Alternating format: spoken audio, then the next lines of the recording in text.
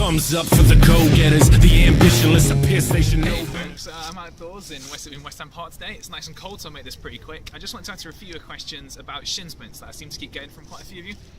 So basically, shin splints is, if you sort of look at the leg down here, it's usually when you get the muscle on the lower part of the leg, specifically here underneath the sort of frontal bones of the leg, you'll start to get it starts to get inflamed, starts to feel quite uncomfortable. So that's usually what most people refer to as shin splints. And if you're used to it, it's like a sort of burning pain down the side of the leg.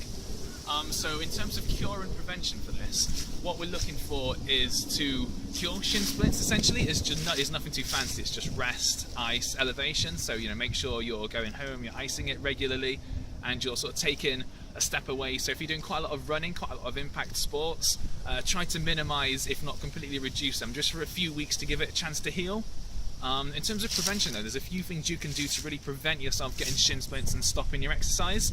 So the number one thing is that when we're running, we do a lot of stuff, do a lot of development for the calf muscles around the back, but we do nothing to sort of work on the muscles, the anterior tibialis that sorts the front out.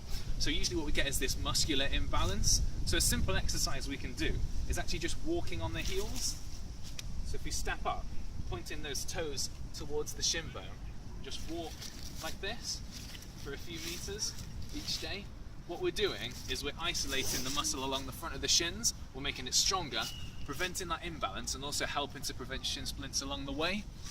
Another way you can prevent it is just pretty simply, you can try to just make sure you're not increasing your workload too fast. So don't just go into massive amounts of road running if you've never done any running before. Start on surfaces like this, so start on grass, start in a park somewhere where it's slightly softer, and just build up your mileage bit by bit, and it's a much safer introduction to running that's going to stop those shin splints. So yeah, that's it for today. If you like the video, make sure to subscribe, and I'll chat to you next time. Well,